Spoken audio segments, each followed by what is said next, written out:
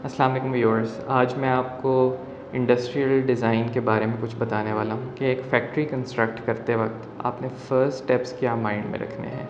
So stay tuned.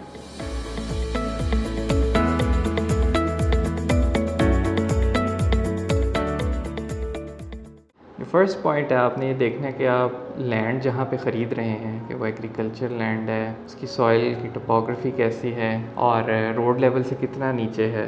क्योंकि अक्सर लोग इस चीज़ को माइंड में नहीं रखते। जब वो प्लॉट ख़रीद रहे होते हैं वो देखते हैं हमें कितना रकबा कितने रुपए में मिल रहा है, लेकिन इससे भी ज़्यादा इम्पॉर्टेंट है कि आपको पता चल सके कि आपका जो रकबा है उसमें कितने टोटल आपकी लैंड फिलिंग होगी। और वो लैंड फिलिंग डिटरमिन हो सकती है कि वो रोड लेवल से कितना नीचे है और सॉइल की वहाँ पे कंडीशन क्या है, इज़ इट कॉम्पैक्टेड और नॉट, कि वो हार्ड सॉइल है या सॉफ्ट सॉइल है।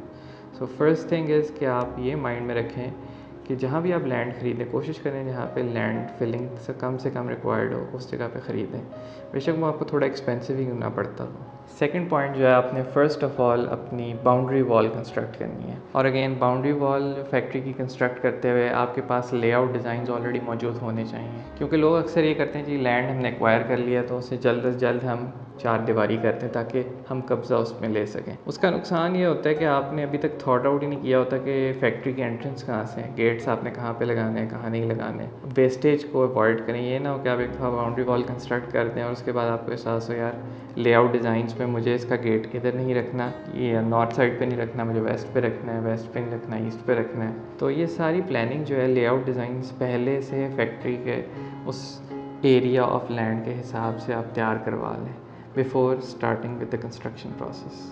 जो थर्ड पॉइंट है उसमें आप दोबारा से इस चीज़ को माइंड में रखें कि जब आपके लेआउट्स तैयार हो गए हैं उसके बाद आपने टोपोग्राफिकल सर्वे करवाना है साइट का। टोपोग्राफिकल सर्वे के बगैर आप साइट पे कंस्ट्रक्शन नहीं कर सकते। उसमें different contour points, level points आपने आइडेंटिफाई करने हैं फॉर द फैक्ट्री। इवन अगर बाउंड्री वॉल आप कंस्ट्रक्ट कर रहे हैं तो आपको एग्जैक्टली उसकी मटीरियल की क्वान्टिटीज़ का आइडिया नहीं होगा जब तक आपको ये नहीं पता होगा कि रोड लेवल से हर लेवल मार्कर हर 5 फुट बाद कितना डीप है।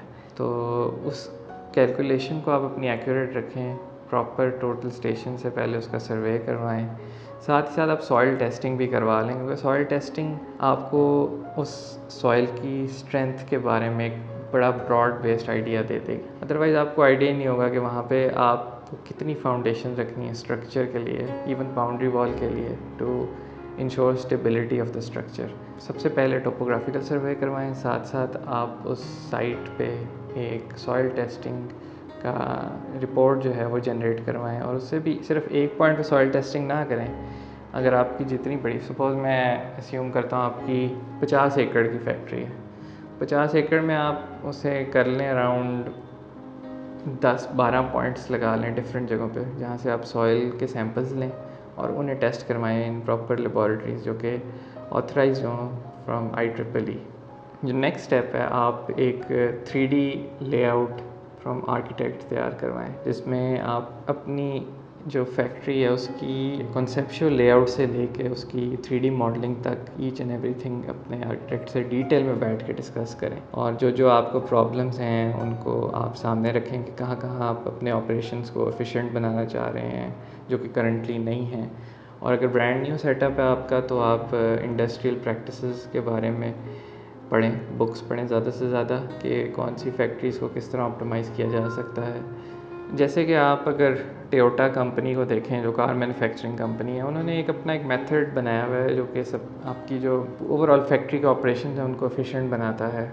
वो उनकी कन्वेयर बेल्ट के साथ वो मैकेनिज़्म अटैच्ड है कि कोई भी अगर फ़र्द कन्वेयर बेल्ट पे कोई मटेरियल में फॉल्ट देखता है तो he can stop the entire conveyor system. उसके पास एक इमरजेंसी प्लग है जिसके थ्रू वो सब कुछ स्टॉप करा सकता है। तो इस तरह के मैकेनिज़म्स डेवलप करें, ये टोयोटा वालों ने किया था, इनसे उनके प्रोडक्ट्स की जो क्वालिटी है वो बहुत इंप्रूव हुई थी। तो ज़रूरी नहीं है आपकी ऑटोमोटिव इंडस्ट्री हो, किसी और इंडस्ट्री में और उसके SOPs होंगे। तो आप अपने SOPs के हिसाब से ऑपरेशन डिज़ाइन करें।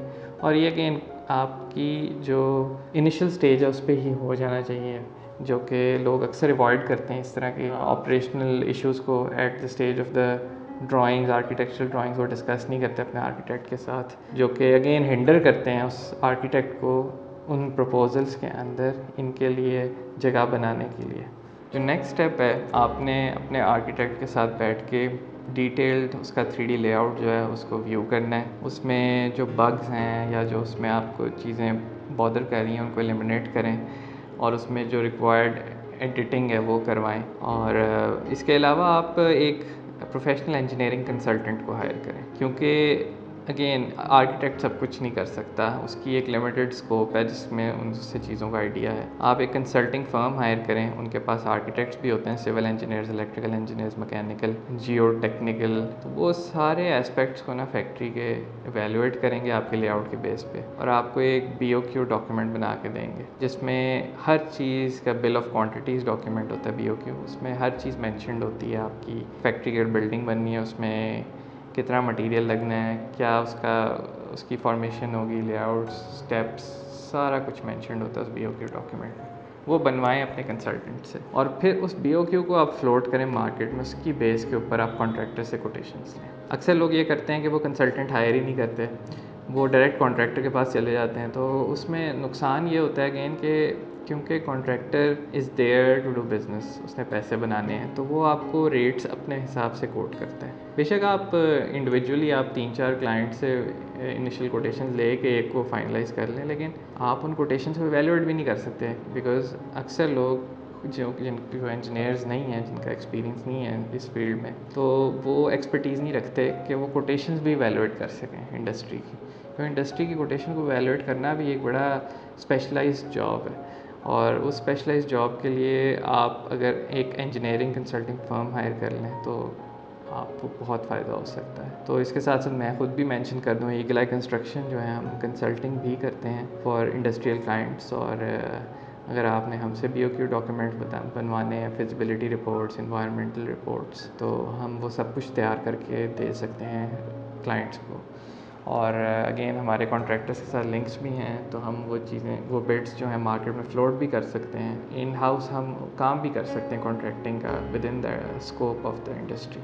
ये कुछ मैंने आपको पॉइंटर्स बताए हैं कि आपने अगर फैक्ट्री कंस्ट्रक्ट करनी है तो कहाँ से आप स्टार्ट ले सकते हैं। तो अगर आप एक ऑलरेडी एक इंडस्ट्रियलिस्ट हैं, आपकी एक फैक्ट्री चल रही है एक जगह पे, आप चाह रहे हैं उसको शिफ्ट करना किसी नई लोकेशन पे और या स्क्रैच से कंस्ट्रक्ट करना चाह रहे हैं, तो it can be very daunting task कि आप ढूंढेंगे कंपनीज़ मुझे कहाँ से मिलें, क्या मैंने पहले करना है, प्रोसेस क्या होता है। तो उस प्रोसेस को मैंने आपके लिए थोड़ा स्टेप बाय स्टेप लेआउट कर दिया इनिशियल।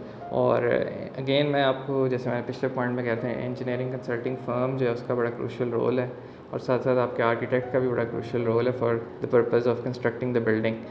और इसलिए मैं आपको ये रिकमेंड भी करूँगा कि आप मज़ीद वीडियोस देखें, बुक्स पढ़ें इससे रिलेटेड इंडस्ट्रियल प्रोसेस कंट्रोल के बारे में और बेस्ट प्रैक्टिसेस को अडॉप्ट करें अपनी इंडस्ट्रीज़ में, ताकि आप अगेन प्रोडक्टिविटी और एफिशिएंसी जो है इंडस्ट्री के लिए बहुत ज़रूरी है कि ज़्यादा से ज़्यादा आपकी प्रोडक्शन हो सके और कम से कम कॉस्ट में आप वो अचीव कर सकें without compromising on the quality. So thank you for watching this video और चैनल सब्सक्राइब करें और बेल आइकॉन पर क्लिक करें ताकि आपको मेरी आने वाली वीडियोज़ की नोटिफिकेशंस मिलती रहें। Thank you.